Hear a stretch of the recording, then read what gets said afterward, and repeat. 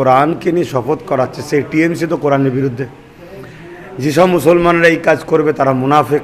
কোরআনকে নিজেদের স্বার্থে ভোটটা লিবার জন্য ব্যবহার করছে, তার বিরুদ্ধে সর্বপ্রথম ভোট দেওয়া।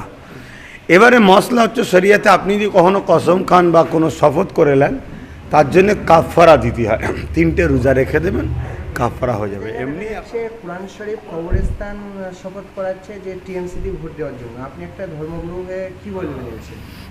সেদিন এরকম একটা কত জলসা গিয়ে তো বললো যে কবরস্থানে পর্যন্ত মানুষকে নিজের দিয়াল ছোঁয়াচ্ছে যে ভোট দিতে হবে টিএমসিকে। তা টিএমসি 15 বছর কী করেছে তাহলে এ থেকেই প্রমাণ পাওয়া যাচ্ছে যে তারা আজকে নিজেদের উন্নয়নের নামে যে ব্যানার তৈরি করেছে, ব্যানারটা সম্পূর্ণ আছে ফেক, প্রচারটা পুরো ফেক। তাই আজকে মানুষকে নিয়ে যেয়ে তার ধর্মীয় ভাবাবেগকে ভয় দেখিয়ে ভোটটা নেবার চেষ্টা করছে এবং কোনো জায়গায় কোরআন শরীফ মাথায় তুলাচ্ছে। দেখুন, কবরস্থান শপথ করলে ওটা তো সম্পূর্ণ শপথে হয় না। এবার কোরআনের ব্যাপারটা হচ্ছে আল্লাহর কথা, সেই জায়গাটাই কেউ শপথ করায়।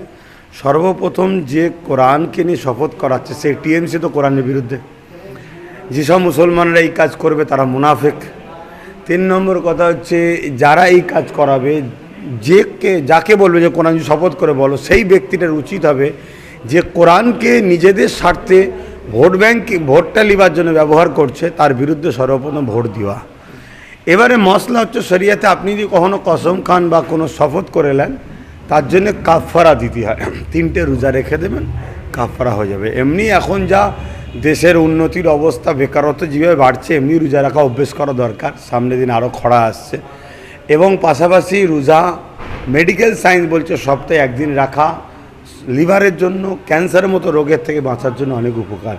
তাহলে সেই জায়গায় কেউ যদি মনে করে যে আমি কোরআন শপথ না করালে আমার জান চলে যেতে পারে, যদি না করি মেরে ফেলবে, জান বাঁচাবার জন্য নাছরা যদি কোবরে ফেলে থাকে, তাহলে সে 3টে রোজা রেখে দেবে, মিটে যাবে। কিন্তু কোরআনের দুশ্মন এই টিএমসিকে ভোট দেওয়া কোনোভাবে চলবে না। আসামে টিএমসি প্রার্থী দিয়েছে, এটা কি কাদের সুবিধা করে দেবে বলে মনে হয়? বিজেপির আসামে এবং টিএমসিকে সেই জায়গায় প্রার্থী যেখানে কংগ্রেস জিতার চান্স আছে। আসামে টিএমসির কোনো ফিগারই নাই। এটাই তো দিদি মোদির সেটিং। আসামে টিএমসি 28 থেকে সম্ভবত 30টা প্রার্থী দিয়েছে, এমন জায়গায় যেখানে কংগ্রেস জিতার জায়গায় আছে। তো সেই জায়গাতে দিয়ে বিজেপিকে সুবিধা করছে।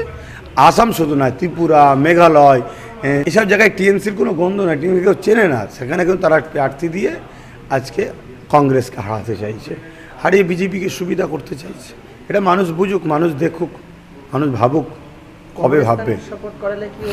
না, ওটা গ্রান্টেড হয় না। শরিয়াতে এমন কোনো ইয়ে নেই কবরে হাত দিয়ে শপথ করলে গ্রান্টেড হবে। যাক,